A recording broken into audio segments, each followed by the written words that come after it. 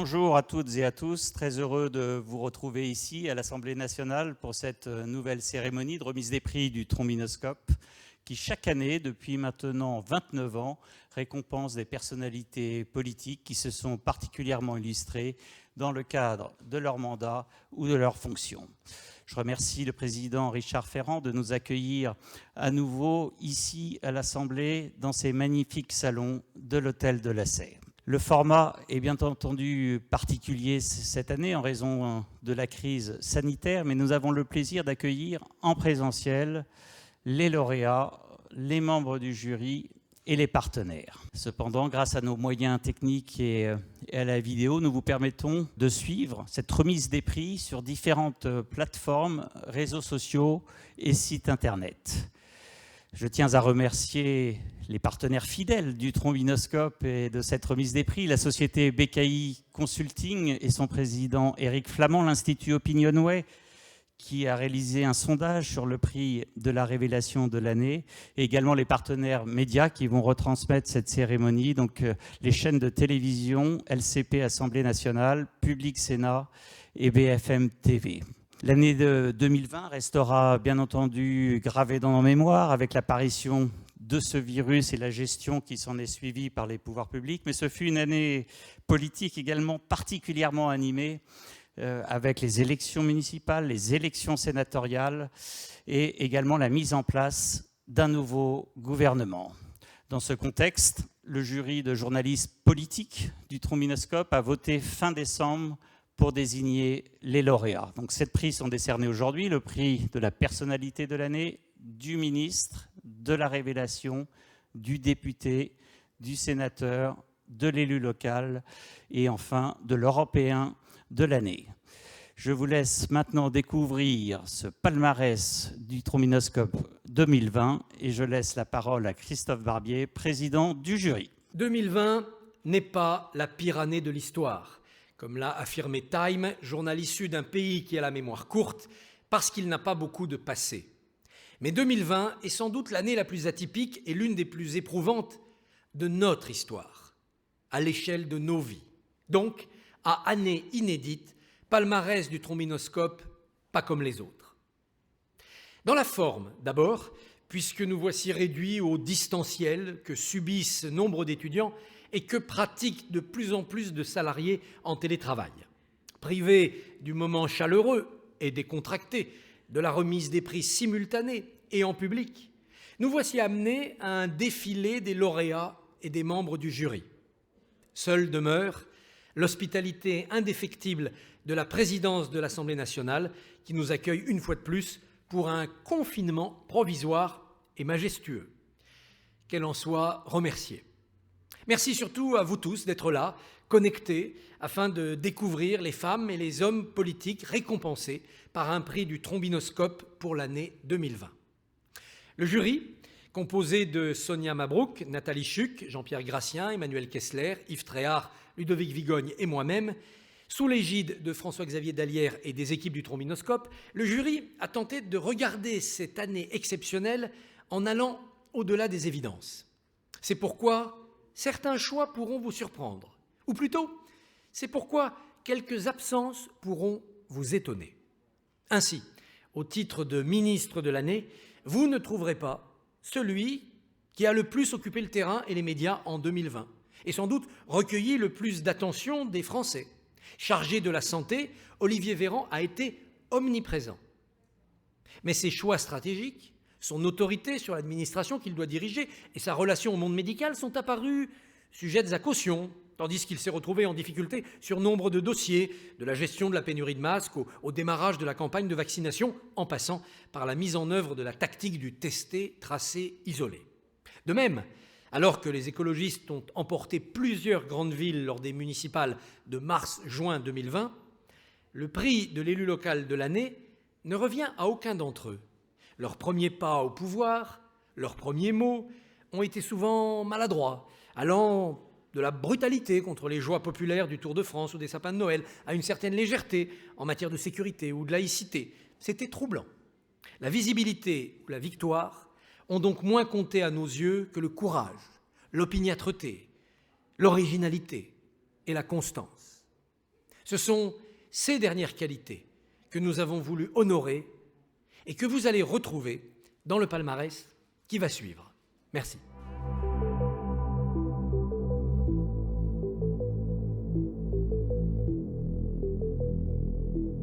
Avant toute chose, Madame la maire de Paris, je tiens à vous remercier d'avoir renoncé au confinement complet de la capitale pendant 3 semaines à partir de jeudi dernier, ce qui nous aurait privés de la rencontre d'aujourd'hui et de la petite cérémonie que nous tenons. La joie de recevoir le prix de la personnalité politique de l'année 2020, décerné par le jury du Trombinoscope, a heureusement fait passer à l'arrière-plan tous les dossiers, y compris la lutte contre l'épidémie. Dans la vie, comme dirait Jean Castex, il faut savoir distinguer l'essentiel du non-essentiel. De toute façon, après 1 an de pandémie, nous ne sommes plus à quelques jours près. Prenons le temps de fêter votre récompense avant de nous confiner jusqu'à Noël. Personnalité politique de l'année, vous voisinez avec les lauréats des années précédentes, où l'on compte depuis 1992 tous les présidents de la République, sauf l'actuel. Nombre d'écologistes, Daniel Cohn-Bendit, Nicolas Hulot, Yannick Jadot, beaucoup de présidentiables ayant échoué, François Fillon, Manuel Valls, Édouard Balladur, Jean-Pierre Chevènement, et seulement 3 femmes en 28 ans, 4 désormais grâce à vous. Vous voici donc au sommet d'un palmarès 2020 où nous avons le plaisir de compter à la fois Anne, la maire, et Bruno, le maire. Mais ce n'est pas pour le plaisir d'un jeu de mots que nous vous avons décerné ce prix, c'est en réalité pour 3 raisons. Ce que vous avez fait, ce que vous pouvez faire et ce que vous êtes. Ce que vous avez fait, c'est retourner une situation politique qui semblait désespérée. Après des législatives tsunami et des européennes rouleau compresseur, une victoire facile semblait promise à La République En Marche lors des élections municipales parisiennes.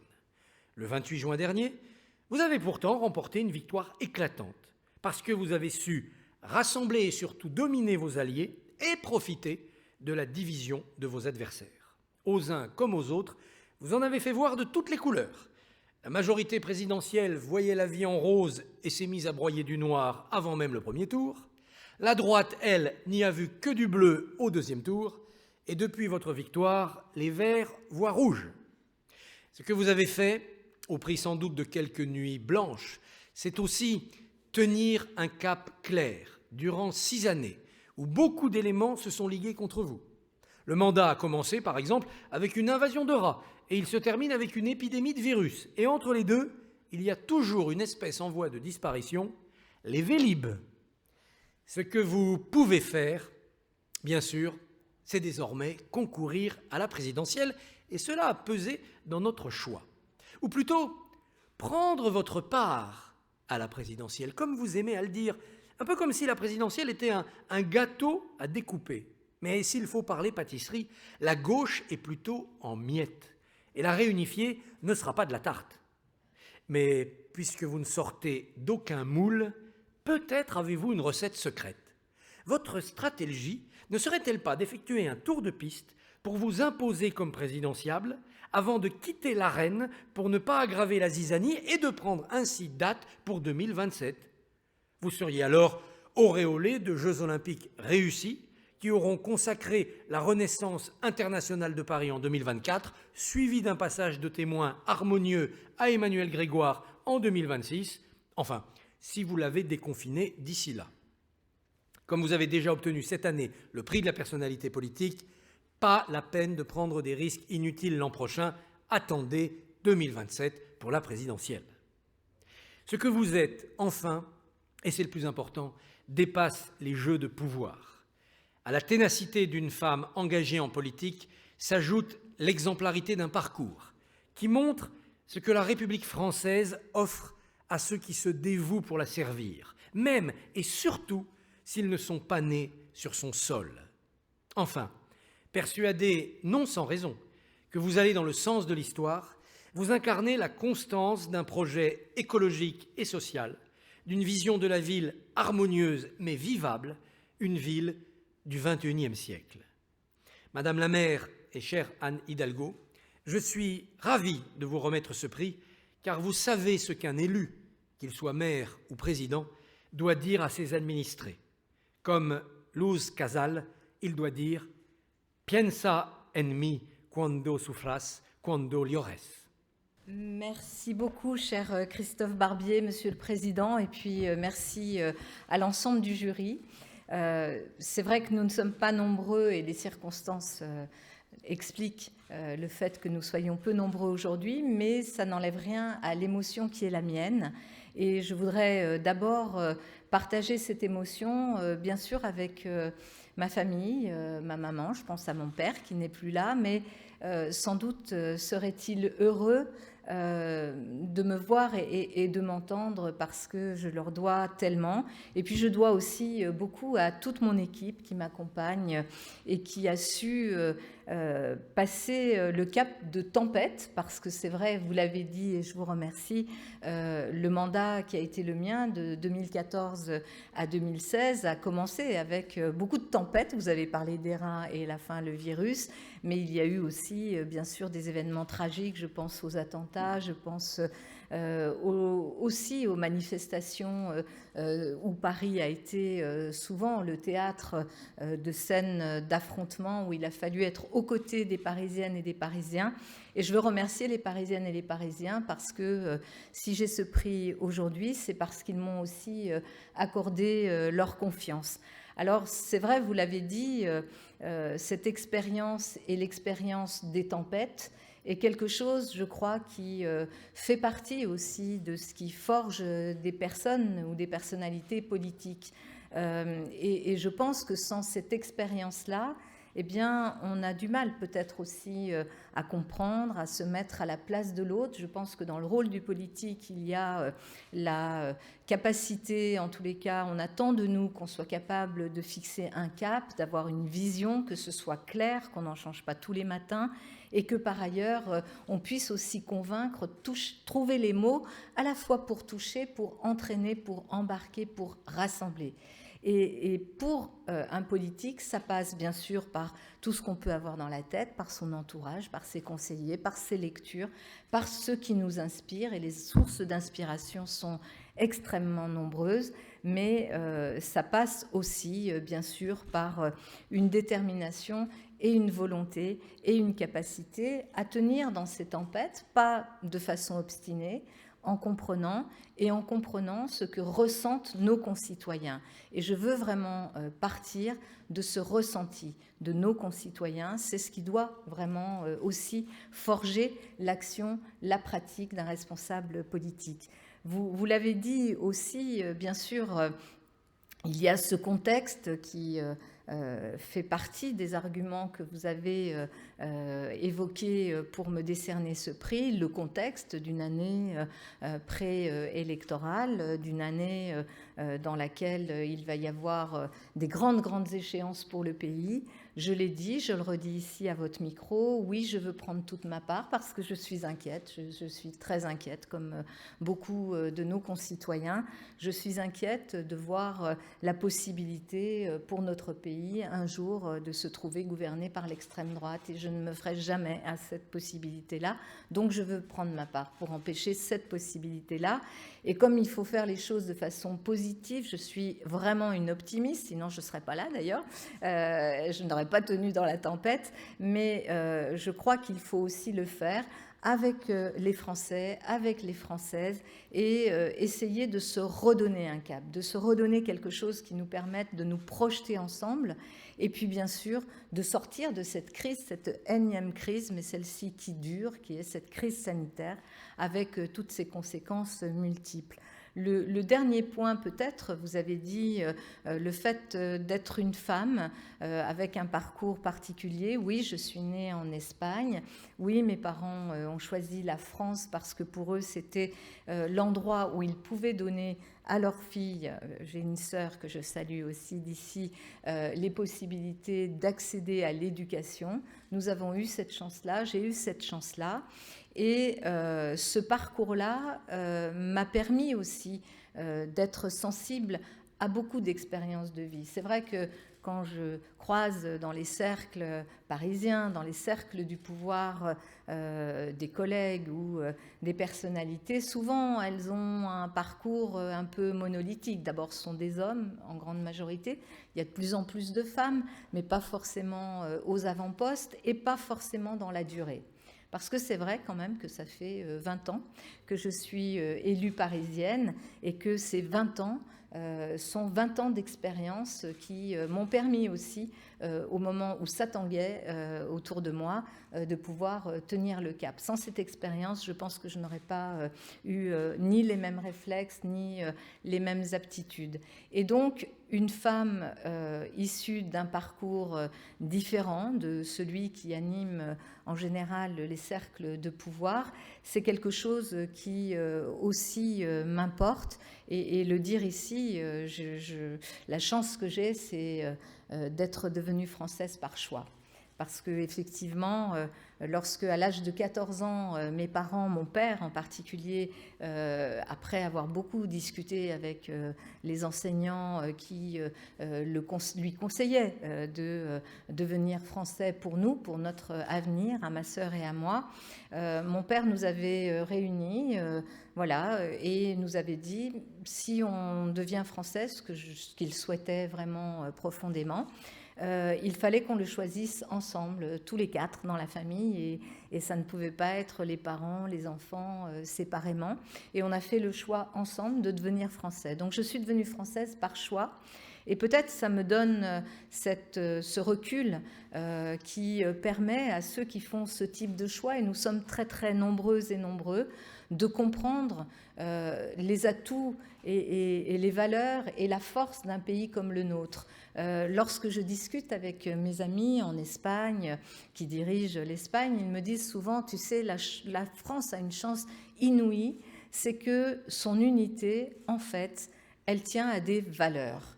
Pas à une tête couronnée, pas à quelque chose qui serait une incarnation du pouvoir, elle tient à des valeurs. Et ce sont les valeurs républicaines qui sont les valeurs de notre unité, et j'y suis très attachée. Bien sûr, ces valeurs, il faut en permanence les questionner. Est-ce qu'elles sont concrètement mises en œuvre ou pas? Ça fait partie aussi du travail que je veux faire et que je veux porter pour qu'on soit beaucoup plus dans la traduction réelle de l'égalité républicaine. Mais je pense que c'est aussi ce message-là que j'ai envie de porter. Et puis pour finir, sur une touche plus humoristique, vous avez fait référence à Monsieur le maire et Anne la maire. Souvent on me dit, mais alors est-ce qu'il faut vous appeler Madame la maire ou Madame le maire? Et je réponds en général, vous savez, je ne suis pas la femme de Monsieur le maire, donc appelez-moi la maire. Donc voilà, merci beaucoup à vous, merci Christophe Barbier, et c'est un immense honneur, et j'essaierai bien sûr d'être digne de ce rôle de personnalité que vous m'avez décerné aujourd'hui. Merci infiniment.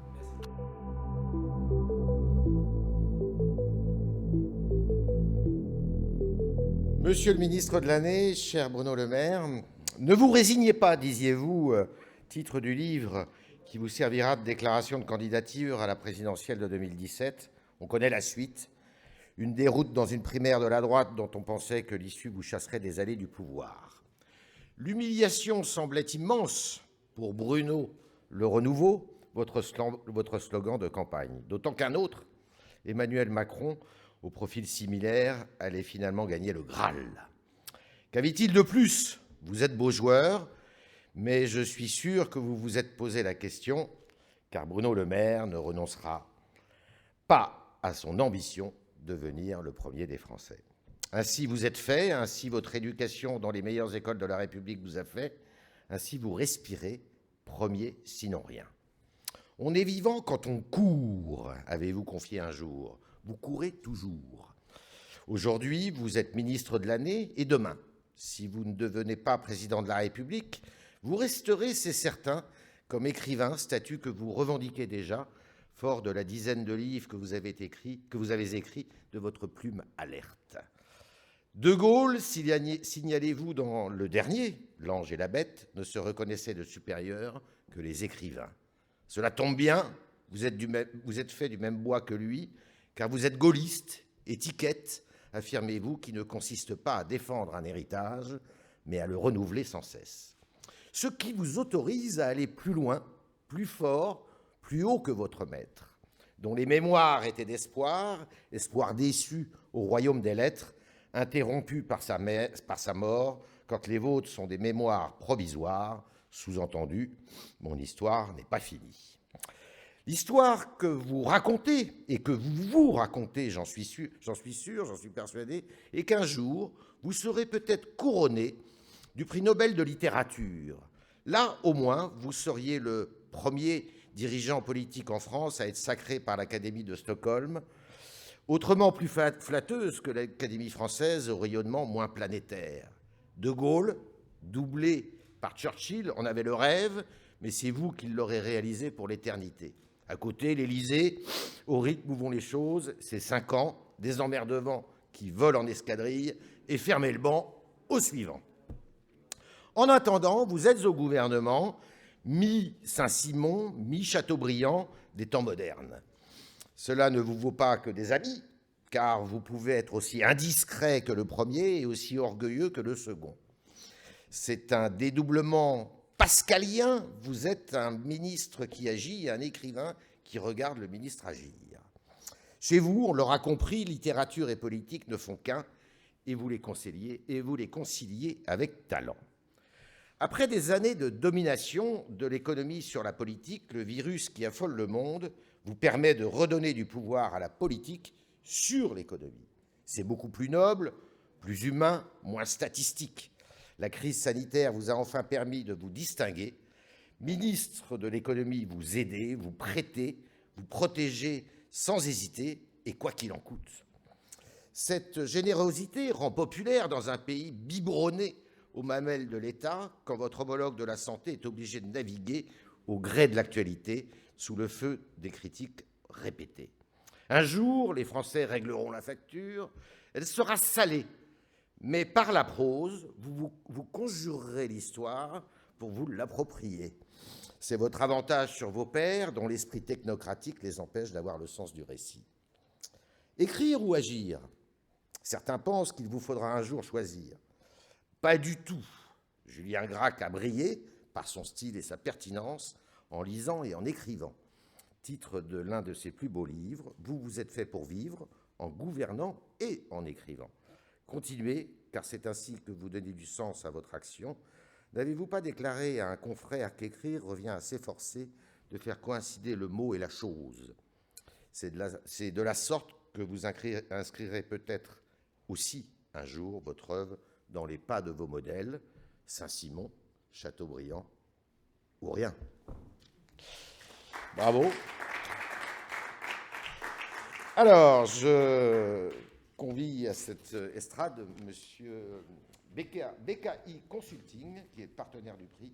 Et je demande à son président, M. Éric Flamand, de vous accompagner pour vous remettre le diplôme. Très bien, merci. Monsieur le ministre, il n'y a pas de hasard, il n'y a que des rendez-vous, disait Paul Éluard. Nul doute que vous aviez rendez-vous avec le ministère de l'Économie et des Finances. Et pas que de l'économie, si j'ai bien lu votre livre, avec un décret rectificatif à l'occasion de votre première nomination. Vous aviez peut-être imaginé dans votre parcours politique de recevoir un jour le prix du trombinoscope, mais certainement pas devant une salle quasi vide, masquée. Vous écrivez dans votre livre « Pour un responsable politique, il n'y a pas de plus grande chance ni de plus grand honneur que d'affronter la réalité. » Cette dernière a certainement dépassé votre imaginaire. C'est votre action, fruit de votre intuition et de votre expérience pendant toute cette année folle de 2020 et cette crise économique inégalée depuis 1929 qui a été reconnue aujourd'hui par le jury en vous choisissant comme ministre de l'année. Saluant ainsi votre détermination et votre action pour soutenir l'économie, organiser et reconstruire l'avenir, notamment avec les plans nationaux, français et européens. C'est donc avec un très grand plaisir que nous vous remettons ce prix.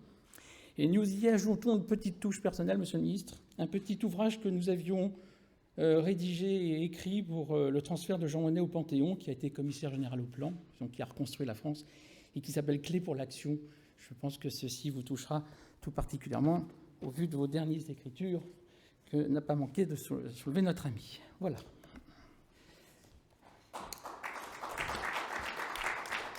Merci beaucoup. C'est une petite lecture, mais ça ne vous fera pas peur.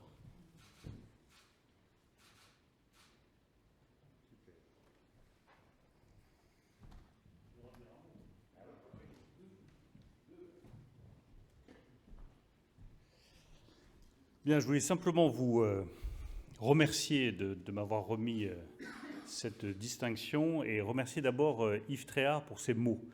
Parce que je ne sais pas si les fonctions ministérielles ou l'écriture demandent des qualités, mais je sais que le journalisme demande des qualités que Yves Tréhard a particulièrement, d'autres journalistes qui sont présents aussi dans la salle, le sens de la formule, la vivacité, l'humour. Donc je veux te remercier, cher Yves, pour les propos que tu as tenus, qui me touchent beaucoup et qui sont particulièrement bien sentis, comme toujours avec toi. C'est la troisième fois que je viens à cette tribune pour un prix du trombinoscope. La première fois, c'était pour recevoir le prix au nom de Nicolas Sarkozy, président de la République, qui avait été distingué comme Européen de l'année. Et j'étais venu le recevoir en son nom comme responsable des affaires européennes. Au passage, je suis très heureux que vous ayez distingué Angela Merkel comme Européenne de l'année. Elle le mérite largement. Je renvoie au portrait que j'ai fait d'elle dans mon livre, qui montre toute l'admiration que j'ai pour ce personnage public et pour son engagement au service de l'Allemagne et au service de l'Union européenne.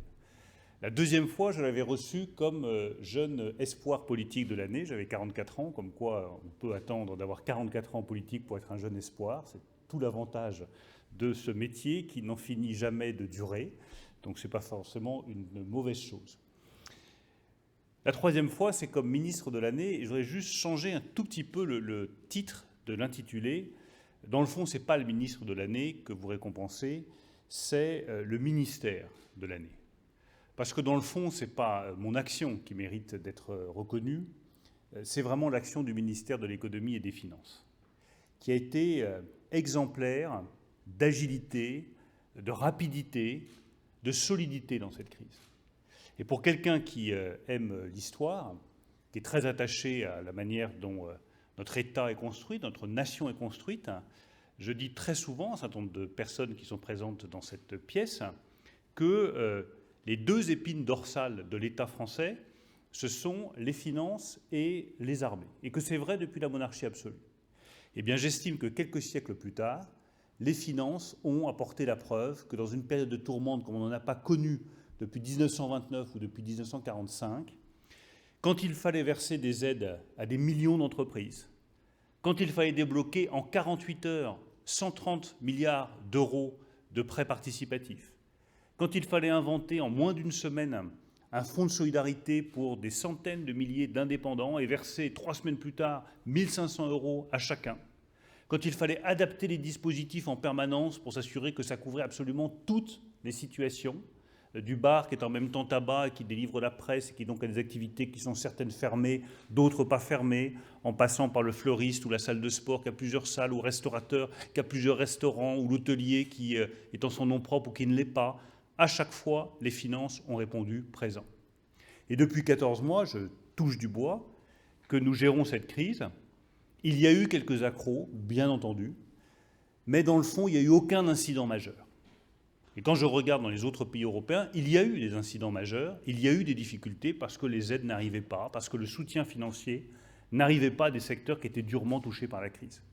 Et donc ce prix, vraiment, je vous le dis, ce n'est pas le prix du ministre de l'année, c'est le prix du ministère de l'année. Le ministère de l'économie et des finances a été exemplaire de réactivité et d'efficacité dans cette crise économique. Et j'y associerai évidemment tous les secteurs qui ont travaillé avec nous. Tous les secteurs que j'ai reçus chaque semaine, que je continue à recevoir chaque semaine, de l'aéronautique à l'automobile, en passant par la grande distribution, jusqu'aux artisans ou aux indépendants, nous avons agi collectivement. Donc c'est un prix collectif. Parce que la solution pour notre pays, maintenant que nous entrons dans la phase de relance et que j'espère que la protection, nous pourrons progressivement la laisser derrière nous, nous ne réussirons la relance comme nous avons réussi la protection de l'économie que collectivement. Il n'y a pas de solution individuelle. Et aucun ministre, je préfère le dire tout de suite, n'a de baguette magique. Soit il est capable d'entraîner avec lui tous les acteurs économiques, de la banque à l'assurance, en passant par l'artisan, l'indépendant, la très grande entreprise structurante, stratégique, et la plus petite entreprise sur les territoires. Et dans ce cas-là, ce que je crois profondément, nous montrerons que l'économie française a des capacités de rebond exceptionnelles, et nous surprendrons l'Union européenne par la vivacité de la relance française. Je crois que ce sera le cas. Soit chacun se tire dans les pattes et essaye de se débrouiller tout seul, et nous n'y arriverons pas. Donc je souhaite que ce ministère, qui a été totalement engagé dans la protection pendant la crise, soit maintenant totalement engagé dans la relance et le soit collectivement, et que ce prix soit une incitation à continuer à travailler de manière collective au service de la France et des Français. Un tout dernier mot plus personnel sur écrire ou agir. C'est vrai, cher Yves, on se connaît depuis très longtemps, d'autres ici également, que c'est une question que je me suis longtemps posée. Dans le fond, est-ce qu'il faut écrire? Est-ce qu'il faut agir? Est-ce qu'il faut choisir entre écrire ou agir? Ma réponse est qu'il faut conjuguer l'écriture et l'action. Il y a des personnes qui se dévouent entièrement à l'écriture, d'autres qui se dévouent entièrement à l'action, et puis d'autres qui conjuguent l'écriture et l'action, qui trouvent du sens à leur action dans l'écriture et qui trouvent la nourriture de leur écriture dans l'action. Je pense que je fais partie de ce genre de personnes. Je vais vous révéler quelque chose. Hier, j'ai déjeuné justement avec un prix Nobel de littérature, avec Peter Handke. Et un des éléments de discussion que nous avons eu, c'est que lui vous explique qu'aucun de ses livres n'est inspiré de faits qu'il a vécus ou de choses concrètes. Tout est imaginaire, tout est épique, tout est poétique, et qu'il trouve dans ses rencontres avec la poésie et l'imaginaire le sel de son écriture. Et je dis, moi, dans le fond, c'est assez différent. Je trouve le sel de mon écriture dans le sel de mon action, et les deux font une vie épicée. Et c'est bien, les vies épicées. Merci à tous.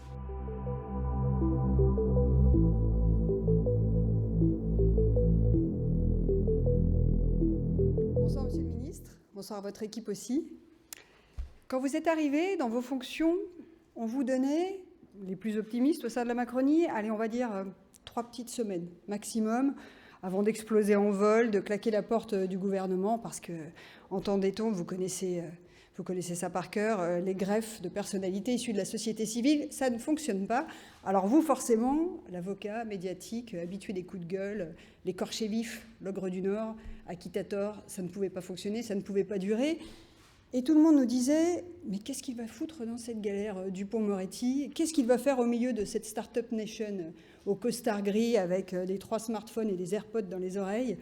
Vous qui confessez volontiers des goûts assez ringards, qui aimez la chasse aux rapaces, qui aimez par exemple Serge Lama, Georges Brassens, dont je crois que vous avez un vinyle, un vieux 33 tours dans votre bureau, jusqu'à ce chien, il faudra nous expliquer, Monsieur le Ministre, un teckel à poil court que vous avez adopté au ministère et que vous avez rebaptisé Jean-Claude. Quand vous êtes arrivé pour votre premier Conseil des ministres, vos sympathiques collègues du gouvernement nous expliquaient à nous, journalistes, on va au spectacle, on veut voir la bête, on veut le voir écumant de rage, avec la fumée sortant des oreilles, des naseaux, faisant de grands moulinets de bras. Eh bien, ils ont été assez déçus. Parce que, comme vous le dites souvent, vous avez à cœur, en tant que petit Français de sang mêlé, c'est les mots que vous avez utilisés, en tant que fils d'une femme de ménage, d'un père ouvrier que vous n'avez peu ou pas connu, vous avez à cœur de rendre à la République un peu, beaucoup de ce qu'elle vous a donné. Et lorsque vous êtes arrivé sur le perron de l'Élysée, vous êtes apparu avec cette cravate sagement nouée qu'on ne vous connaissait pas. Vous vous êtes installé autour de la table du Conseil des ministres, attentif, studieux, au point qu'un sympathique collègue du gouvernement a eu cette formule que vous connaissez, un peu vacharde, on aurait dit King Kong en laisse. Depuis que vous êtes en fonction, vous avez à cœur de montrer que vous n'êtes pas une prise de guerre d'un casting gouvernemental, que vous n'êtes pas venu faire de la figuration en attendant gentiment l'heure de la retraite. Les parlementaires qui ont appris à vous connaître, à vous découvrir, disent de vous que vous êtes venu pour bouffer du texte, c'est le terme qu'ils utilisent, pour remettre un peu de bon sens, ça ce sont vos mots, dans une institution qui s'est petit à petit coupée des citoyens.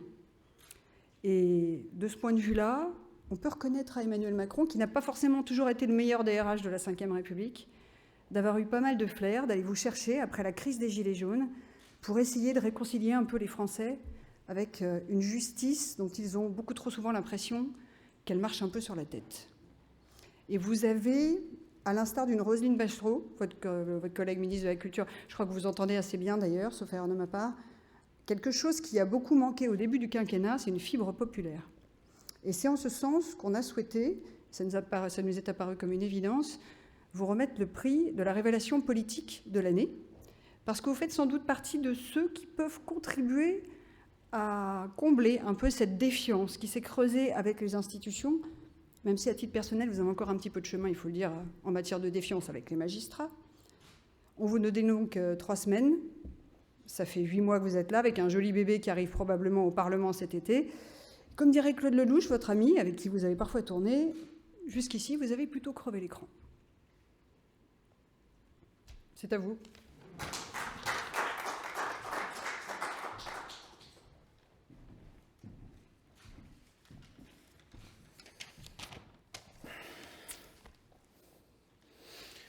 C'est un moment très émouvant pour moi. Il paraît que je suis une révélation. Je me suis enthousiasmé à cette idée. Il faut dire que mon ego fragile attendait une caresse furtive. J'ai écrit des livres, j'ai pas reçu le prix Goncourt. Fait du théâtre, je n'ai pas reçu de Molière. Fait du cinéma, je n'ai pas été proposé au César. Et je me suis dit, mais alors c'est merveilleux, révélation. Et puis, mon enthousiasme a été de courte durée. Qu'est-ce que ça signifie, une révélation? J'en sais rien. Et qu'est-ce que ça révèle? Alors, moi, je vais vous parler de ce que ce ministère m'a révélé. D'abord, j'ai rencontré les journalistes de la presse politique. Je connaissais la presse Jus et je suis passé à la presse Paul. On me demandait s'il y avait une connexité entre les dispositions des articles 122-3 du Code pénal et celles de je ne sais quel autre code. Et maintenant, on me pose de vraies questions. La viande dans les cantines scolaires, les sapins de Noël à Bordeaux. Et puis j'ai découvert les vertus du off. J'ai su enfin ce que signifiait « Nous apprenons de sources sûres », souvent anonymes d'ailleurs. King Kong en laisse, par exemple, je connais l'auteur maintenant. Ouais, j'ai fait beaucoup de recherches, ça vaut le dire. Et pour répondre à votre insatiable curiosité de journaliste, pourquoi Jean-Claude? Parce que dans ma vie antérieure, mon copain de chasse s'appelait Jean-Claude. Il s'appelle toujours Jean-Claude d'ailleurs. Et comme il n'y a plus de chasse et plus de copains de chasse, il me reste le chien. Et donc, voilà, je lui ai rendu cette synégétique hommage et il se prénomme donc Jean-Claude, ce qui ne lasse pas d'étonner. Oui, moi, dans 3 jours, le double, voire le triple de ce que certains d'entre vous avaient misé, au fond, sur moi. On m'a donné quelques semaines,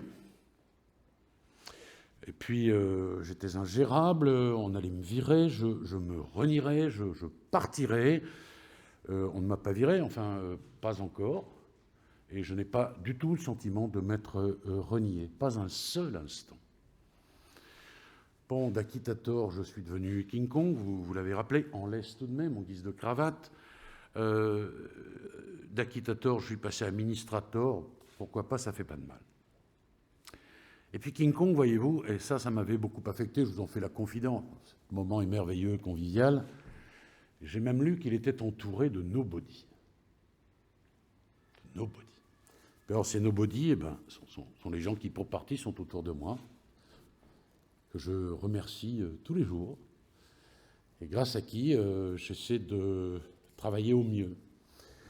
Nobody, ils ont pour moi un nom, naturellement, et ils font un travail incroyable.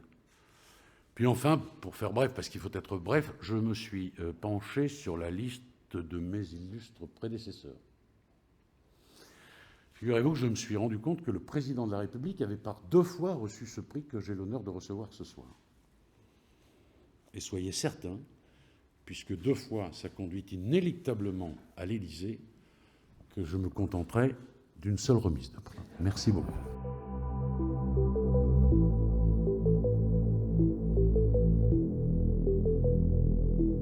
Il arrive que les journaux aient du pif. Et je ne dis pas cela pour vous taquiner, Patrick Mignola, vous qui êtes l'heureux lauréat de ce titre de député de l'année 2020, qui, quand vous avez été à votre tour rattrapé par ce maudit virus, avait peut-être dû souffrir d'anosmie. En décembre 1999, peut-être cela rappellera-t-il des souvenirs à M. Bayrou que je salue, pour son dernier numéro du siècle, Le Point consacre sa une à 100 Français qui feront l'an 2000. Parmi ceux-ci, on trouve Manuel Valls, Hélène Darroze, Martin Hirsch, Karine Viard, et puis vous. Voilà ce qu'on pouvait lire à l'époque à votre sujet. En 2001, selon toute probabilité, il succédera à celui qui lui a donné le goût de la politique, l'ancien sénateur Jean Blanc à la mairie de la Ravoire en Savoie. Patrick Mignola, déjà conseiller général, renforcera ainsi son expérience d'élu de terrain. Les arcanes de la vie politique parisienne, ce diplômé de Sciences Po les connaît déjà bien. Patrick Mignola, vous avez alors 28 ans, le centre droit est votre famille depuis toujours. Après vous être engagé aux côtés de François Léotard, vous êtes devenu depuis 1998 un fantassin de François Bayrou. Il arrive aussi que les jurys aient du nez, et je ne dis pas cela pour être en odeur de sainteté auprès de notre président bien-aimé Christophe Barbier. Quand nous avons décidé de vous récompenser, c'était pour saluer votre talent en matière d'extension du domaine de la majorité. Depuis juin 2017, vous siégez effectivement dans cette noble maison en tant que représentant de la 4e circonscription de vos terres montagneuses. 15 mois plus tard, vous êtes devenu président du groupe MoDem de l'Assemblée à la place de votre poteau, Marc Fesneau, promu au gouvernement. À ce titre, chaque mardi, vous débarquez à la table du Premier ministre pour le rituel petit déjeuner de la majorité. Vous vous asseyez régulièrement à celle du président pour le dîner. Vous devenez un rouage de la Macronie, et cela se remarque. Mignolette, comme vous surnomment vos copains centristes, il boit, il fume, et qu'est-ce qu'il cause? Mais rassurez-vous, ce n'est pas un journaliste qui va s'en plaindre. Lorsque vous prenez les rênes centristes, vos troupes sont alors au nombre de 46. 14 mois plus tard, vous voilà 59. Car cet été, vous êtes parti en chasse en décidant d'élargir votre bercail et d'y accueillir des députés d'autres groupes qui, il est vrai, ces derniers mois, ont poussé comme des champignons au Palais Bourbon. L'initiative défrise certains de vos partenaires. L'objectif n'est pas de faire du débauchage, mais d'élargir la majorité, expliquez-vous. Mission réussie, celle-ci compte désormais sur le papier plus de voix qu'à ses origines, un phénomène rare au cours d'un mandat présidentiel. On y compte d'habitude plutôt des frondeurs que des soudeurs.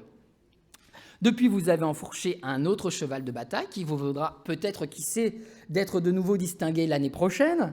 Avec François Bayrou, vous tentez d'imposer la proportionnelle en vue des législatives de juin 2022.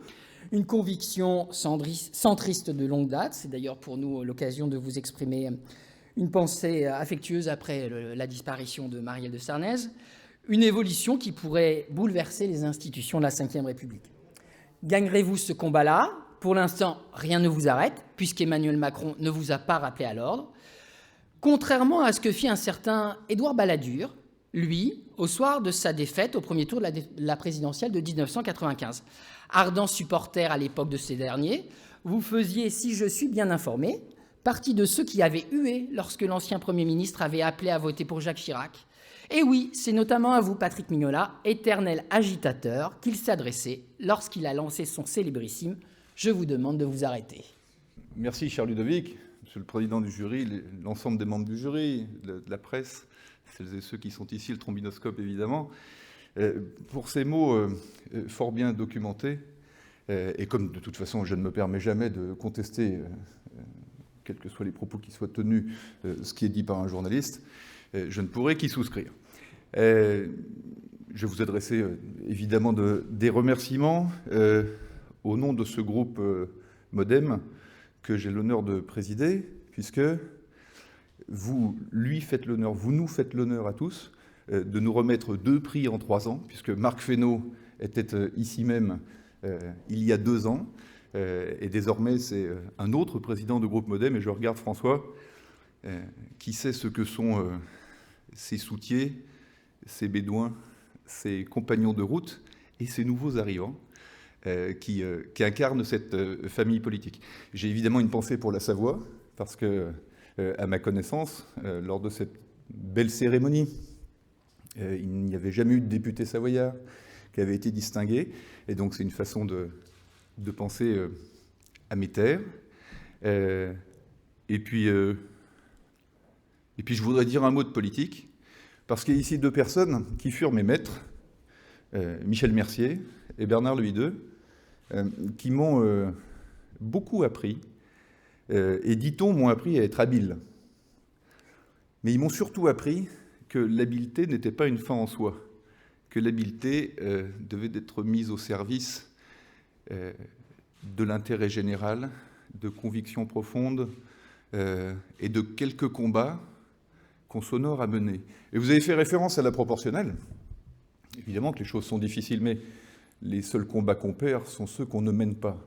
Et donc, sans y revenir de trop, parce que vous m'avez laissé 3 minutes, je voudrais juste vous dire qu'il y a ici, dans ces élus de la République réunis en Assemblée nationale, des talents, des convictions, pas seulement des polémiques. Il y a des femmes et des hommes qui sont amoureux de leur pays, qui ont des convictions ancrées, et il faut respecter la démocratie représentative. Moi, je crois à l'itération entre démocratie représentative et démocratie participative, mais je sais qu'un pouvoir n'est fort, qu'un exécutif n'est fort, qu'un gouvernement n'est fort que si le Parlement l'est également.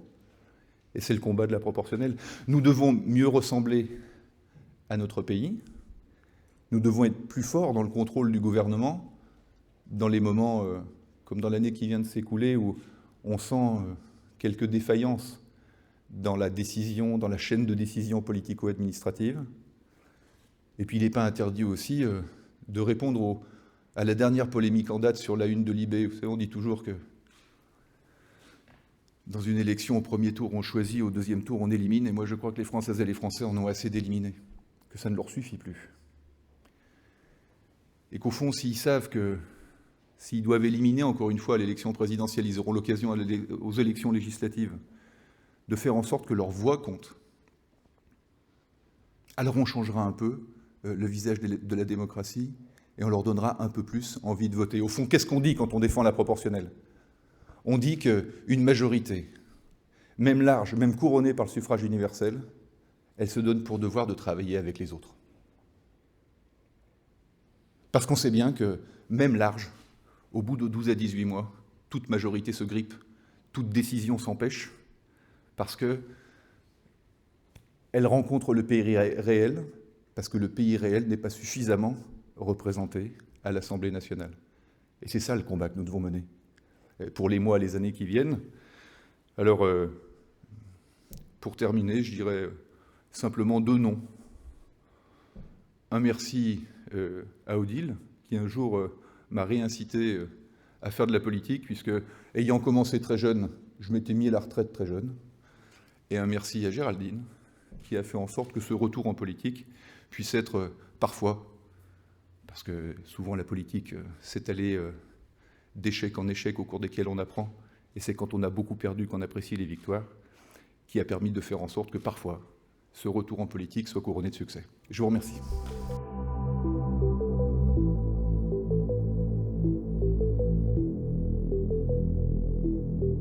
Sénatrice de l'année, Nathalie Delattre fait partie de ces élus, de ces responsables politiques qui croient viscéralement, réellement et mettent en avant le travail transpartisan.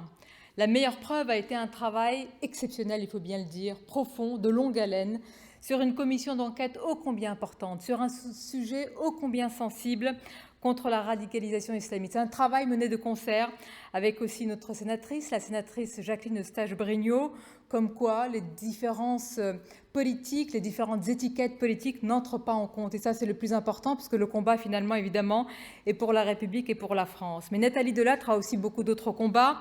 La Girondine s'est beaucoup impliquée lors de la pénurie de masques pour faire face à l'épidémie. Elle est montée au front pour prendre et comprendre les ressorts de cette situation de manque, n'hésitant pas à demander des comptes tous azimuts, aux politiques comme aux chaînes de grande distribution, et il faut le faire, très attachée au sérieux du travail parlementaire. Elle a vraiment milité pour une commission d'enquête sur ce sujet, sans toutefois, c'est très important, tomber dans les travers de la politique politicienne, consistant à se servir d'une commission pour attaquer le gouvernement. Non, une commission, c'est au service des citoyens et de la vérité. Alors cette propension à se tenir les plus éloignés possible des petites polémiques est un point commun, peut-être aux sénateurs, au Sénat, et puis être capable aussi et surtout de mettre le fer dans la plaie au nom de la vérité. Et puis en cette période de pandémie, où les restaurants sont fermés, où les bars sont fermés, où les cafés sont fermés, où l'art de vivre à la française est mis entre parenthèses, eh bien je voudrais souligner aussi l'amatrice de vin que vous êtes, et vous êtes devenue viticultrice par choix, je crois, avec votre mari dans un magnifique domaine viticole. C'est en plein cœur de l'AOC Cadillac Côte de Bordeaux, et ça fait rêver rien que de l'évoquer. Et je trouve que c'est très important, Madame la sénatrice, parce que vous avez le travail que l'on connaît, mais il y a aussi une passion, qui est un attachement, parce que vous êtes un précieux porte-voix pour une filière qui en a bien besoin, pour notre terroir, pour nos territoires, pour notre identité. Et cette identité, elle est constitutive des paysages. Ce sont les paysages de France, c'est l'âme de la France, c'est aussi un certain esprit français qui n'est pas du tout une nostalgie, et vous nous le rappelez justement par votre attachement à cette terre bordelaise, à cette terre française, mais au contraire, c'est un enracinement d'avenir pour une filière, pour beaucoup de jeunes, et puis pour le pays. Merci pour tout cela, et donc on est honoré de vous justement remettre le prix, si je puis dire, ou la récompense de la sénatrice de l'année 2020, que je vais vous chercher immédiatement. Écoutez, merci de vos propos très élogieux, qui me touchent particulièrement, et de l'honneur que vous me faites. Je suis sénatrice depuis presque 3 ans et demi maintenant, et c'est vrai que j'ai un attachement viscéral à nos institutions, à ce bicamérisme, et au travail que nous pouvons porter tous ensemble, de façon transpartisane, comme vous l'avez rappelé, au nom et au service de notre République. Une République qui fait l'objet de nombreuses attaques, et c'est vrai que la commission d'enquête sur la radicalisation islamiste nous a permis de porter notre conviction qu'une poignée d'individus cherche à déstabiliser notre société en faisant d'une norme religieuse un diktat, en tout cas en mettant cette norme religieuse au-dessus des lois de la République. Il était important, en tout cas, je ne pouvais pas me taire. Cela fait longtemps que je porte ce combat, puisque je suis secrétaire générale du mouvement radical. Pour nous, la laïcité est notre ADN, puisque nous sommes à l'origine de la loi de 1905, celle de 1901, voir effectivement certains individus la provoquer, déstabiliser notre société, était important que nous puissions, en tout cas cela me tenait à cœur, que je puisse le dénoncer à travers cette commission d'enquête. Et c'est vrai, je dois vous dire merci aux journalistes, parce que ne plus être dans le déni, ne pas accompagner ce déni politique, universitaire, qui s'est fait état depuis de nombreuses années, eh bien, il faut que, quand nous dénonçons, il faut que de l'autre côté, il puisse y avoir des entendants. Et vous nous avez entendus, vous nous avez relayés, parce que vous avez suivi le sérieux de notre commission d'enquête. Plus de 70 personnes auditionnées, 60 heures d'audition, des preuves et des propositions fortes. Et c'est vrai qu'à travers vous, nous avons pu faire état de nos convictions en la matière. Et je pense que c'est ce qui aussi a permis à Emmanuel Macron d'être beaucoup plus offensif dans sa visite à Strasbourg et aller beaucoup plus loin qu'il ne l'avait peut-être pressenti au départ, parce qu'il y avait cette commission d'enquête qui le tannait, entre guillemets, pour avoir des propos forts. Et aujourd'hui, eh bien, c'est une jolie récompense à un moment où on a eu une nouvelle quand même assez dramatique ce matin, puisque nous avons eu le sondage de la LICRA qui fait état de l'état de pensée de nos lycéens, où la moitié des lycéens pensent que le fait religieux doit s'établir dans l'école laïque de la République, qu'il, effectivement, peut être ostensible, enfin une remise en cause de nos principes républicains forts. Je trouve cela triste. C'est pour ça que j'ai une pensée aussi pour la ministre de l'Enseignement supérieur, Madame Vidal, que ses propos ont pu déranger, mais on voit bien qu'effectivement, nous avons des problématiques à l'université et qu'aujourd'hui, parce que le déni a été là et a perduré pendant des années, il est aujourd'hui très prégnant dans l'université et très discrètement, il s'est infusé au niveau des lycées. Et effectivement, ce n'est pas surprenant de retrouver ce sondage, mais il va falloir prendre des mesures très fortes pour combattre cet état de fait. Et encore une fois, cette radicalisation islamiste qui est très problématique dans notre devenir de société. Donc merci encore pour vos encouragements et comptez sur nous, comptez sur moi pour continuer ce combat qui m'est cher. Merci. Permettez-moi, pour le prix de la sénatrice de l'année, une courte introduction importante, puisqu'une autre pandémie menace depuis des années malheureusement nos sociétés, contagieuse, insidieuse.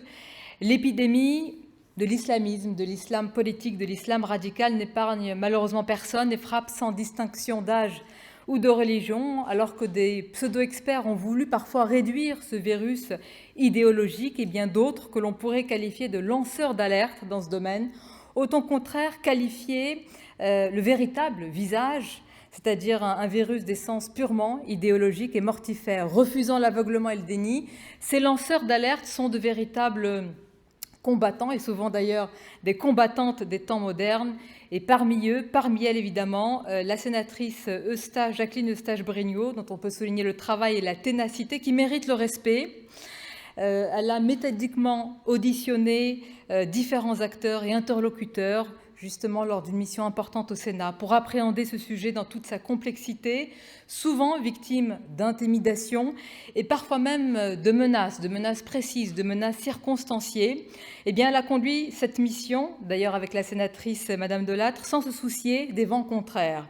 Il faut dire que l'enjeu est primordial. Il s'agit ni plus ni moins de laisser prospérer un projet de déstabilisation de la société via une norme religieuse qui se place au-dessus de nos lois et les lois de la République. Alors, je voudrais insister sur cela parce qu'il ne faut pas avoir de pudeur à dire que le courage ici se conjugue vraiment au féminin avec Jacqueline Eustache-Brinio comme une combattante du quotidien. Elle ne laisse rien passer, loin de s'abriter derrière les murs épais, parfois du Sénat, et parfois un confort qui peut paraître anesthésiant du lieu. Eh bien, elle porte au contraire le fer dans la plaie pour révéler la noirceur du projet islamiste. Et trop souvent, nous avons tendance, nous, parfois journalistes, à tomber à bras raccourcis sur le travail, sur l'action des politiques de nos élus. Alors surtout, il ne faut pas bouder le plaisir et l'intérêt quand il s'agit au contraire de souligner un véritable travail de fond au service des citoyens, au service de la vérité, au service évidemment de la République. Ex-maire de Saint-Gratien, devenue sénatrice LR du Val d'Oise, elle est avant tout, Jacqueline Eustache-Brinio, une républicaine au sens premier et noble du terme. C'est grâce à elle, par exemple, je voudrais insister sur ce point, que la manifestation de soutien aux tueurs de la préfecture de police de Paris a été interdite à Gonesse. Et ne lui parlez surtout pas de communauté. Elle qui porte haut une seule communauté, la communauté nationale, un seul drapeau, celui de la France et celui de la laïcité. Elle se présente, et c'est une résistante, il faut oser le mot, face à ceux qui minent notre pacte républicain. Elle n'hésite pas à leur faire face, comme ce jour de juin 2020, lorsqu'une trentaine d'individus viennent la menacer jusqu'à devant son domicile pour avoir empêché la tenue de matchs de football clandestins entre les quartiers. Bref, Jacqueline Eustache-Brinio ne fait pas de quartier et elle mérite vraiment amplement ce prix de la sénatrice de l'année 2020. Merci, Madame la sénatrice. On va vous remettre, je me permets de vous remettre avec plaisir votre prix. D'abord, je voulais remercier toutes celles et tous ceux qui ont participé, membres du jury, à ce prix qui m'est remis aujourd'hui. Je voulais, Sonia, vous remercier infiniment de tout ce que vous avez dit. Évidemment, je me suis retrouvée dans vos propos. Et je voulais dire que ce combat que je le mène parce que je suis une petite fille de la République, je n'oublie pas d'où je viens.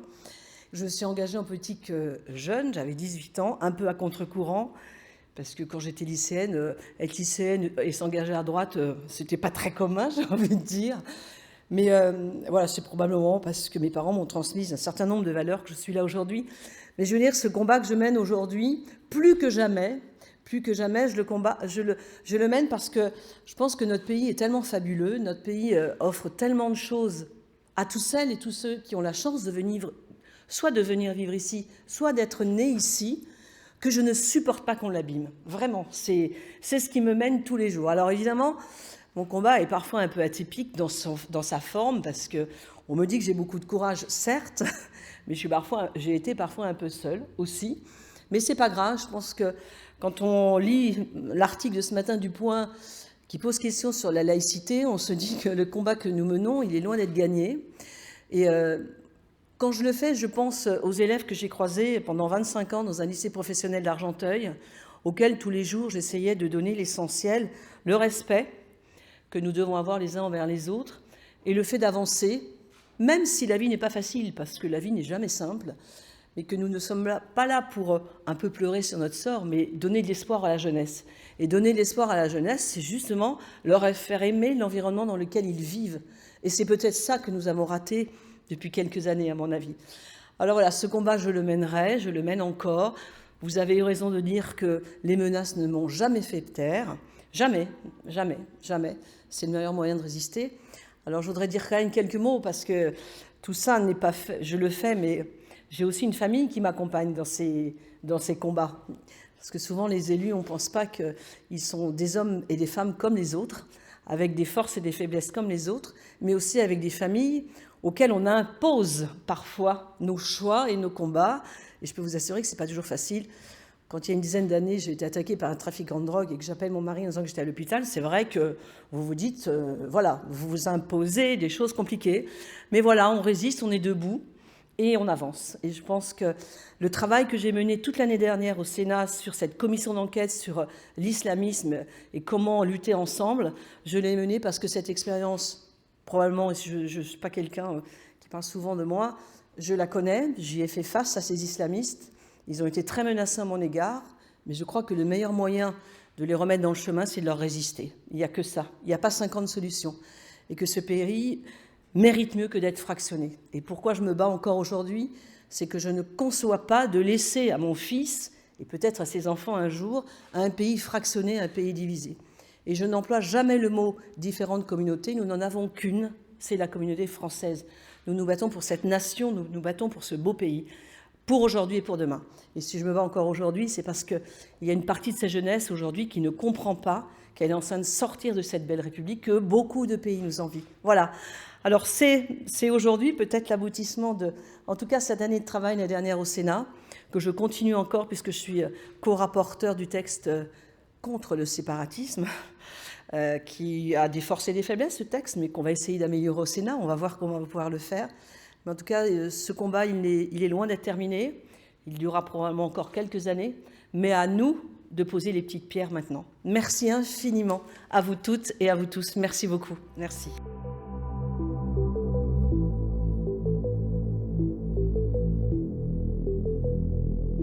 Monsieur le maire de Montpellier, Michael Delafosse, ravi de vous accueillir au nom de l'ensemble du jury du prix du Trombinoscope pour recevoir ce prix de l'élu local de l'année. Alors vous avez le même âge que Emmanuel Macron, exactement, vous êtes né la même année, un cadrat donc, et vous avez été repéré un jour par un autre président, celui qu'on appelait le président, Georges Frêche, celui qui a hissé vraiment la cité que vous administrez aujourd'hui au rang de métropole et qui avait dit un jour, Michael Delafosse sera maire de Montpellier. Vous êtes d'ailleurs rencontré en 92, vous étiez un jeune lycéen, lorsque Georges Frêche vous avait invité à venir au conseil municipal. Ce n'est pas un mentor, mais vous ne niez pas l'inspiration qu'il vous a donnée, en soulignant sa culture, son sens du contact.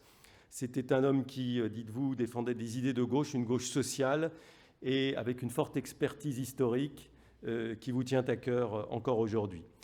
Alors vous n'êtes en principe pas partie vous ne faites pas partie en principe de ce nouveau monde qui a prétendu que le en même temps devait triompher des ancrages politiques traditionnels, ce qui fait penser qu'en devenant maire de Montpellier, vous donnez un certain renouveau à l'ancien monde. Voilà. puisque vous inscrivez dans un itinéraire tout à fait classique de militant socialiste, adhérent au Parti socialiste à 16 ans, fondateur de l'UNL, le syndicat lycéen, vice-président de l'UNEF, président de la LMDE, qui avait succédé, la mutuelle étudiante qui avait succédé à l'AMNEF. Bref, tout ça fait effectivement ancien monde, et c'est dans ce cadre-là que vous avez intégré le conseil municipal de Montpellier en 2008, adjoint à l'urbanisme, d'Hélène Mandroux, puis dans l'opposition de Philippe Sorel en 2004, et vous avez été élu conseiller départemental, un parcours vraiment classique, un ancrage territorial fort, qui montre donc que cette dimension de la politique reste encore d'actualité aujourd'hui. Et vous avez donc ramené Montpellier dans le giron socialiste grâce à vos mérites et à votre talent, et aussi à une alliance assez classique finalement de la gauche avec les écologistes. Parce que côté idée, vous incarnez une gauche sociale, mais aussi sensible évidemment à l'écologie, offensive sur la sécurité. Vous prônez un monde solidaire, plus respectueux des personnes et de l'environnement, avec une première grande promesse que vous avez tenue, celle de la gratuité des transports publics. C'est inédit dans une métropole de cette taille, et vous avez commencé à la mettre en œuvre le week-end, mais en assurant que bien sûr elle va s'étendre. Et puis, je voudrais insister sur une dimension qui a été très importante dans le choix du jury. Vous avez été très touché, très marqué par l'assassinat de Samuel Paty, parce que vous êtes vous-même professeur d'histoire-géographie et que vous continuez d'enseigner un certain nombre d'heures. Donc, l'identification, au-delà même, bien sûr, d'un drame qui suscite une émotion énorme chez l'ensemble de nos compatriotes, elle est peut-être encore plus forte pour vous qui connaissez ce rapport à l'élève, à l'enseignement, à la salle de classe. Et ce qui a été, je dois dire, assez décisif dans le choix du jury, sans trahir le secret des délibérations, c'est votre positionnement sur la laïcité. Parce que c'est vrai qu'élu local de l'année, nous aurions pu choisir d'autres maires qui ont porté cette victoire, et d'ailleurs un peu ce renouveau aussi même des partis traditionnels, ou cette montée en puissance de l'écologie municipale, si je puis dire. Mais c'est vrai que vous faites partie de ceux qui, dans votre génération, se sont vraiment engagés sur ce combat pour la laïcité, et ça, nous y avons été sensibles, avec notamment une charte de la laïcité à laquelle vous soumettez les associations, et qui, d'une certaine manière, anticipe ce qui va être voté par le Parlement si le projet de loi contre le séparatisme est adopté. Et tous les maires ne sont pas aussi clairs que vous l'êtes sur cette question de la laïcité. Quand on voit le sondage qui est sorti ce matin dans le journal Le Point, j'ai tendance à penser que de ce point de vue, et c'est une dimension très importante, notre choix se trouve confirmé par les nécessités du temps. Alors des convictions affirmées, des engagements qui sont mis en œuvre, mais une posture qui aussi, je crois, correspond à l'attente des Français, y compris en cette période de pandémie, qui est celle de la proximité. Voilà, vous voulez rester proche des gens. Vous avez récemment dit à la radio France Bleu, je veux rester le même, j'aime marcher, j'aime le vélo, j'aime être abordable, j'ai pas changé de look. Vous avez ce petit look barbu qui nous rappelle les élus socialistes entrés à l'Assemblée en 81. Bah, il faut toujours une filiation. Et surtout ce contact direct que vous prônez, un équilibre entre le professionnel, y compris la salle de classe, les fonctions à la mairie et le temps que vous pouvez consacrer aussi à vos enfants. Plus on prendra soin des enfants, dites-vous, mieux le monde se portera. Une volonté, des convictions, une proximité, un style, une modernité que je qualifierais de territoriale. Bref, avec vous, l'ancien monde n'a pas dit son dernier mot, et c'est tant mieux pour la politique aussi. Bravo Mickaël Delafosse, vous êtes donc l'élu local de l'année pour ce prix du Trombinoscope. Écoutez, Monsieur Kessler, merci de vos mots, et merci du choix du jury qui m'honore et fut une surprise. Pour moi, je me suis dit l'élu local de l'année était probablement un de ces maires qui avait traversé soit le premier confinement, soit le deuxième confinement. Bon, ben, je m'y retrouve, puisque, comme tous les élus locaux, nous sommes engagés dans cette crise sanitaire. Je le reçois avec vos mots comme une distinction d'un engagement, et peut-être un message pour des jeunes gens qui croient que la vie politique peut servir les autres. Vous avez fait référence à un parcours très classique de socialiste. Et moi, je suis le socialiste qui suis passé de 7% dans les sondages, avec ce journal Le Monde, dans une page, vos confrères ont écrit la campagne la plus folle, à 47%. Et nous avons gagné, à la surprise générale, cette élection municipale par trois fondamentaux. Le premier, c'est la fidélité aux idées. Changer de camp vous discrédite devant les électeurs. À la fin, des gens de droite me disaient « je vais voter pour socialiste pour la première fois de ma vie parce que vous n'avez pas changé ». La seconde, c'est d'être ferme sur des principes auxquels nous croyons. Et la laïcité fut dès le départ, dans mon slogan de campagne, solidaire, écologiste, laïque et innovant. La gauche qui nous rassemble.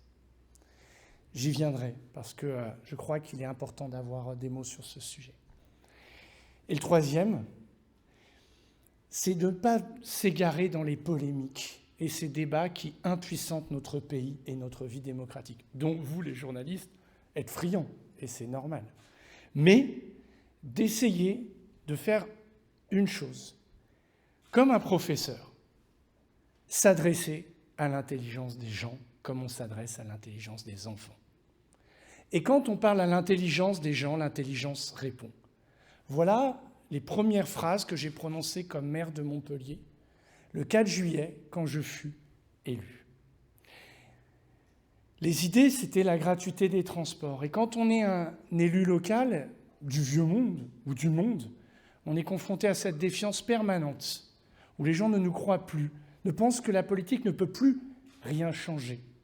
Eh bien, nous promettons, il faut donc faire, et merci d'avoir souligné que cette grande mesure qui concilie justice sociale et exigence environnementale, qui est la gratuité des transports, nous l'avons mise en œuvre en septembre, et nous allons continuer en septembre prochain, et à mi-mandat, notre réseau de transport sera le plus grand réseau de transport à offrir la gratuité.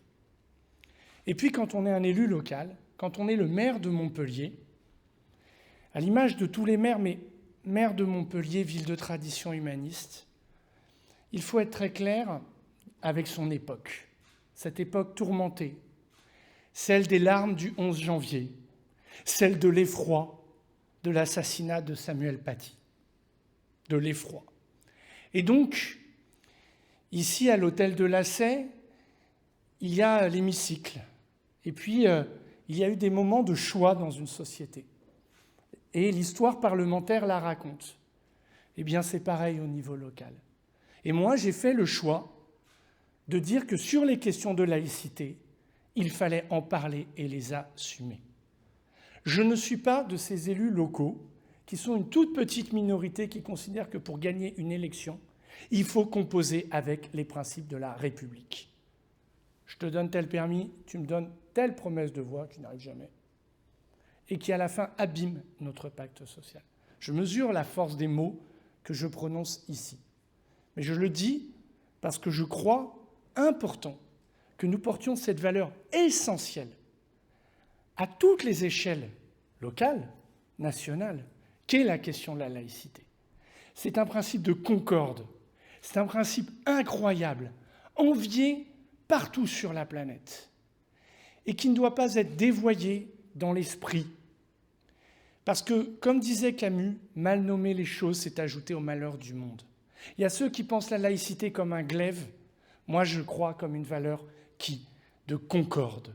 Celle qui est directement héritée du cours de Samuel Paty sur Voltaire et son extrait du dictionnaire philosophique sur la tolérance. Et aujourd'hui, porter la laïcité haut et fort à travers une charte de la laïcité qui devient effectivement l'article 6, dont j'espère que le mot laïcité figurera, ça c'est pour Madame Schiappa, je sais qu'elle l'entendra, eh bien, c'est porter cette valeur. C'est porter cette valeur en partage auprès des associations et en leur disant « Soyez garants du principe de la laïcité dans votre propre fonctionnement » et toutes s'y retrouvent. Et celles qui ne s'y retrouvent pas, elles doivent trouver la fermeté de la République. Tout comme quand je me suis opposé à la vente à un État étranger d'une mosquée, j'ai fait le choix, comme maire, avec mon pouvoir d'urbanisme, de préempter. C'est compliqué, les motifs juridiques. Et nous avons gagné, elle n'a pas été vendue. Mais parce que moi, j'appelle de mes voeux à ce que ce droit de croire ou de ne pas croire ne s'exerce pas sous l'influence des uns ou des autres, mais relève bien d'une décision, d'une communauté de fidèles qui appartiennent à une nation, la France. Tout comme je considère que la laïcité doit être portée comme principe défendu, mais aussi être portée socialement. Et nous avons mis en œuvre, par exemple, c'était ça ma première promesse de campagne avec la gratuité des transports, un plan de soutien scolaire public, laïque et gratuit, parce que j'étais professeur sur mon terrain, comme un élu de terrain, et dans ma permanence. Je voyais des familles me dire « mais moi je mets au soutien scolaire à l'école coranique ou chez les évangéliques ». Je disais « mais il y a autre chose ». Les gens me disaient non. Et donc il faut une réponse sociale. Alors je suis dans cette très belle catégorie des élus locaux. Et donc être un maire, qui est une des sans doute plus belles fonctions dans la République, c'est agir au niveau local. Bien sûr pour mon environnement immédiat, mais c'est aussi agir avec ce buste qui est présent dans tous les bureaux des maires de France, Marianne, qui doit être une source d'inspiration permanente. Parce que si le vieux monde a une modernité, s'il existe une modernité territoriale, ces valeurs héritées, conquises dans cet hémicycle, défendues âprement parfois dans la rue, dans des affrontements parfois durs, mais parfois de rassemblement comme l'esprit du 11 janvier ou de l'émotion qu'a submergé le pays après la mort de Samuel Paty, eh bien, ils doivent être portés et défendus. Merci donc à vous de ce jury. Et finalement, j'ai écouté Monsieur le ministre Bruno Le Maire qui a associé pris à son ministère, et évidemment, on ne peut que voir. Mais je voudrais donc trouver aussi moi-même, à ceux qui pensent, je voudrais le dédier à tous ceux qui pensent que l'une des grandes libertés, c'est de croire ou de ne pas croire. Et de dire à tous ceux qui sont prisonniers de cette liberté que nous pouvons la conquérir. Et je souhaite que Montpellier, mon pays, notre pays, la France, reste un phare en la matière. Et même si le sondage de ce matin nous donne des raisons d'être inquiets, moi j'ai confiance. Parce que la jeunesse de ce pays, si on lui raconte bien, elle peut connaître la profondeur de cette histoire et contribuer à écrire l'avenir. Ce pays n'est pas voué, nos villes ne sont pas vouées à être des espaces d'affrontement, mais des espaces de rassemblement, à condition de ne pas cultiver les polémiques ni les anathèmes, de parler à l'intelligence des gens. Et quand on parle à l'intelligence des gens, l'intelligence répond. N'est-ce pas être fidèle, non pas au socialisme, mais au siècle des Lumières? Eh bien, le siècle des Lumières, magnifique source d'inspiration pour moi, et j'espère pour beaucoup. Merci à vous.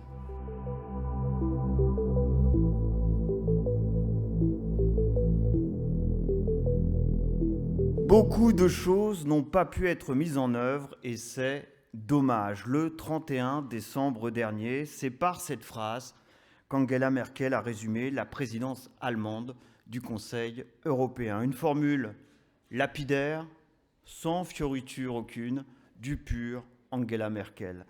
Car qu'aurait été l'état de l'Union européenne en ce début d'année sans cette présidence allemande? Au moment où la première vague du coronavirus s'abat sur l'UE, Ursula von der Leyen, la présidente de la Commission européenne, supplie les États membres d'adopter une approche commune contre le virus. Une à une, au sein de l'espace Schengen, les frontières se ferment sans la moindre concertation. Dans la panique, la solidarité européenne n'est pas de mise, loin de là. Lorsque l'Allemagne ou la France refusent d'exporter un peu de masques de protection, de blouses ou autre matériel médical de première urgence qui sont à leur disposition, les États les plus frappés par le virus, comme l'Italie, puis l'Espagne, dénigrent volontiers Bruxelles face à leur opinion publique et n'hésitent pas à se tourner ouvertement vers la Chine et la Russie pour faire face à la pénurie. Au sein des milieux économiques, c'est là aussi la panique. Le spectre du chaos, on craint l'effondrement. Les chutes des bourses européennes sont vertigineuses, pareil à la crise financière de 2008. Certains économistes, responsables politiques, prédisent le pire, l'éclatement de la zone euro, voire de l'Union européenne. C'est dans ce contexte délétère, morose au possible, que l'Allemagne hérite de la présidence de l'UE. Qu'Angela Merkel et sa marque de fabrique, le pragmatisme, vont rendre possible l'impensable, le feu vert pour un emprunt conjoint européen assortie d'une clause de solidarité entre les États membres. Pour faire tomber ce tabou en Allemagne, il a fallu que la chancelière commence par renier ses propres engagements. Tant que je vivrai, il n'y aura pas d'euro-obligation, autrement dit de dette européenne, promettait-elle en juin 2012, en pleine crise de l'euro, au groupe libéral FDP de sa coalition d'alors. Une douche froide pour l'Europe. François Hollande, d'ailleurs, s'en souvient encore. 8 ans plus tard, Angela Merkel est toujours à la manœuvre, inoxydable, aux côtés de son 4e président français. Nous sommes le 18 mai 2020, à l'occasion d'une visioconférence de presse aux côtés d'Emmanuel Macron, avec qui elle travaille en confiance, mais avec qui les relations s'avèrent aussi, à ce moment précis de l'histoire, particulièrement tendues, sur cette idée d'une dette commune. Elle brise son serment. 12 euphémismes, elle évoque alors une voie nouvelle. 500 milliards de dettes communes, dont au moins 125 milliards à rembourser pour l'Allemagne, qui seront reversés aux États les plus touchés par le coronavirus. 2 mois après, les 27 se retrouvent unis par les liens de la dette. Un moment, osons le mot, historique et une véritable bouée de sauvetage pour l'Union européenne. Et pourtant, égale à elle-même, la Covid-19 a demandé beaucoup de travail, a simplement déclaré Angela Merkel en décembre dernier. Quoi qu'il en soit, cette crise lui aura permis une nouvelle fois d'affirmer son leadership européen. Ici, la championne toute catégorie de l'austérité européenne a su se convertir en adepte de la relance budgétaire européenne et à la mutualisation de la dette, seule action désormais à ses yeux capable de sauver le projet européen. C'est la fameuse chancelière Téflon, comme on la surnomme outre-Rhin, semble-t-il, celle sur qui tous les problèmes glissent, mais en bonne scientifique, chez qui tous les problèmes doivent aussi trouver une solution. La formule gagnante pour Angela Merkel, qui après 15 années passées à la tête du pouvoir en Allemagne, mieux que Konrad Adenauer et aussi bien que son père spirituel Helmut Kohl, s'apprête à passer la main en septembre prochain. En Allemagne, sa popularité a retrouvé le chemin des sommets. Elle à qui, il y a peu, beaucoup prédisaient une fin politique crépusculaire. Dans ses récentes mémoires, Barack Obama, l'un des 4 présidents américains qu'elle aura connus durant ces 15 ans, l'a décrit comme, je le cite, fiable, honnête, intellectuellement précise, une belle personne. Au regard de son action en 2020, une dirigeante qui peut aussi désormais espérer entrer demain au Panthéon européen. Et pour lui remettre ce prix, j'appelle celui qui est à mes côtés, Hans-Dieter Lucas, qui est l'ambassadeur d'Allemagne en France. Et vous aurez donc la charge, monsieur l'ambassadeur, de remettre ce prix à la chancelière allemande en notre nom, comme étant la personnalité européenne de l'année 2020. Donc, chers membres du jury, cher monsieur Gratien, messieurs, dames, c'est une grande joie et un grand honneur pour moi de représenter ici la chancelière Angela Merkel pour recevoir le prix d'Européenne de l'année 2020 qui lui a été décerné. Et c'est évidemment un grand privilège de se voir attribuer ce prix une deuxième fois, la première datant de 2007. Et mesdames et messieurs les membres du jury, au nom de la chancelière fédérale, soyez vivement remerciés pour cette distinction. Cher monsieur Gratien, dans votre éloge, vous avez notamment souligné l'engagement de la chancelière en faveur de l'accord sur le plan de relance européen. Et une fois de plus, dans des temps particulièrement difficiles pour l'Europe, la France et l'Allemagne ont fait front commun et donné une impulsion décisive à la résolution de la crise en Europe grâce à une initiative commune. Et le Fonds de relance européen nourrit la confiance dans notre économie de la solidarité et la capacité de l'Union européenne à sortir plus forte de cette crise. Il montre aussi tout ce que nous sommes capables d'accomplir ensemble à l'échelle européenne et au-delà. Et par conséquent, même si la chancelière se réjouit infiniment de l'honneur qui lui est fait. L'accord historique de l'an dernier est avant tout le fruit de l'étroite coopération franco-allemande et de la solidarité européenne. Et je pense que cette coopération entre nos deux pays connaît actuellement un temps fort, peut-être même son apogée. Et le plan de relance, ce n'est pas le seul dossier dans lequel nous travaillons ensemble. Il y a les grands projets industriels, il y a un grand projet d'armement, il y a la politique étrangère. Donc il est décisif pour l'Europe que nous inscrivons cette dynamique dans la durée. Et je suis convaincu que la France et l'Allemagne ont la capacité, notamment en raison des liens qui unissent nos sociétés civiles. Et au niveau européen également, la France et l'Allemagne s'impliquent ensemble en faveur d'un dialogue accru entre les citoyens. C'est très important. Et c'est la raison pour laquelle la France et l'Allemagne ont soutenu l'idée et pris l'initiative pour une conférence sur l'avenir de l'Europe qui va commencer au mois de mars. Cher M. Grattan, Mesdames et Messieurs, en France, en Allemagne et en Europe, travaillons main dans la main au niveau politique comme dans la société civile, et le prix que vous remettez aujourd'hui à la chancelière est un beau symbole de cette coopération, une coopération qui est la clé de voûte d'une Europe plus forte et d'une Europe souveraine. Merci beaucoup.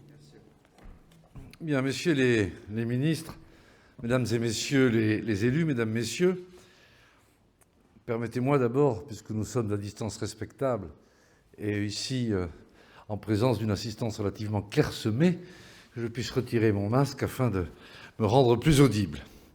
Permettez-moi donc tout d'abord de vous dire tout mon plaisir d'accueillir une nouvelle fois la remise des prix du Trombinoscope. Cette tradition a toute sa place dans ces salons de l'Hôtel de la Cé, même si l'Assemblée nationale, comme toute la France, se trouve un peu empêchée et engoncée dans cette phase de pandémie. Je tiens à saluer M. François-Xavier Dayer, éditeur du Trombinoscope. Il a su transformer en quelques jours cette cérémonie qui attire de nombreux élus et journalistes, par temps clément, en une cérémonie vidéo respectant distance de sécurité, gestes barrières et autres normes prudentielles.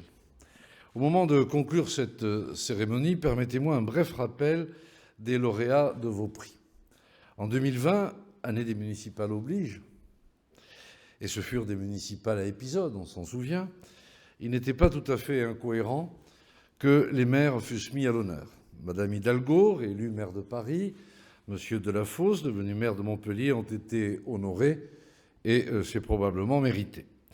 Les sénatrices de l'année, au nombre de 2, ont elles aussi été maires ou adjointes au maire. Je veux parler de Madame Jacqueline Eustache-Brignot, qui fut maire de Saint-Gratien avant de devenir sénatrice du Val d'Oise en 2017. Je salue aussi la sénatrice Nathalie Delattre, qui fut adjointe à M. Juppé à Bordeaux et qui, lors du dernier renouvellement du Sénat, est devenue vice-présidente de la Haute Assemblée. Le député, évidemment, Patrick Mignola, lui aussi honoré d'un prix, fut aussi maire à l'Aravoire, en Savoie. Bref, une cérémonie du Trombinoscope qui ressemble presque à une fête des maires. Il n'était donc pas tout à fait étonnant que le ministre de l'année soit Bruno Le Maire. Avec un plan de relance de plus de 100 milliards d'euros, il est des désignations moins onéreuses. Je taquine, mais je veux dire toute l'estime que je porte au député Bruno Le Maire, qui fait l'ange quand je fais la bête, pour reprendre le titre de son dernier ouvrage. Finalement, seules 2 personnalités primées cette année échappent à cette kyrielle de maire. Il s'agit d'abord de la chancelière Angela Merkel, reconnue européenne de l'année, je crois que l'on pourrait même dire de la décennie. Chancelière depuis 2005, novembre 2005, elle a su mettre la construction européenne au rang des priorités allemandes, ce qui n'est pas tout à fait simple. Je parlais du plan de relance en évoquant le ministre Le Maire. Je tiens aussi à saluer la proposition historique de l'Union européenne le 21 juillet 2020, quand pour la première fois elle a décidé, sous la double impulsion franco-allemande, d'un endettement commun de 750 milliards d'euros pour construire l'Europe d'après. L'Europe s'est bâtie en évacuant les décombres des guerres passées, et dans cette guerre actuelle contre la Covid, elle décide d'aller plus loin encore dans l'intégration, dans la construction, dans les investissements. Et cette reconnaissance est donc parfaitement méritée. Et j'en profite pour remercier Son Excellence l'ambassadeur d'Allemagne en France, qui est venu recevoir le prix décerné à Madame Merkel. Je veux enfin saluer la révélation de l'année, notre garde des Sceaux, Éric Dupond-Moretti. Monsieur le ministre, vous allez fêter votre 60e anniversaire cette année, et c'est rassurant pour toutes et tous de constater que l'on peut espérer être une révélation à tout âge. Être surnommé l'ogre du Nord pour devenir jeune ministre et révélation de l'année, c'est un parcours rare. Aux yeux du Trombinoscope et de son redoutable jury de journalistes présidé par M. Christophe Barbier, votre désignation comme ministre est une révélation. Vous en deviendriez donc presque aimable, mais je ne veux pas nuire à votre réputation. La liste de vos contempteurs semble toutefois plus longue encore que celle de vos louangeurs, mais quant à moi, je veux vous dire et mon estime et ma respectueuse amitié. Je pourrais déplorer l'absence, une fois encore, des Bretonnes et des Bretons dans ce palmarès. Je pourrais tiquer sur la désignation de 2 sénatrices, quand seul le président du groupe parlementaire MoDem est désigné, mais je veux surtout retenir la qualité des personnalités honorées par le Trombinoscope. Enfin, je peux vous le dire, j'espère très sincèrement que l'année prochaine, nous pourrons organiser une cérémonie totalement sans masque, une belle cérémonie de remise des prix dans la galerie des fêtes de l'Assemblée nationale, comme de coutume. Cette période n'est que contrainte et prudence. Je veux vous remercier d'avoir permis, pour quelques instants, de nous l'avoir fait oublier, et à toutes les personnalités célébrées cette année par un prix du Trombinoscope, je veux dire mon estime sincère et chaleureuse. Merci de votre attention. Les cérémonies sont rares par les temps qui courent. Ce fut un grand honneur pour l'équipe du Trombinoscope de pouvoir l'organiser à nouveau ici, à l'Assemblée nationale.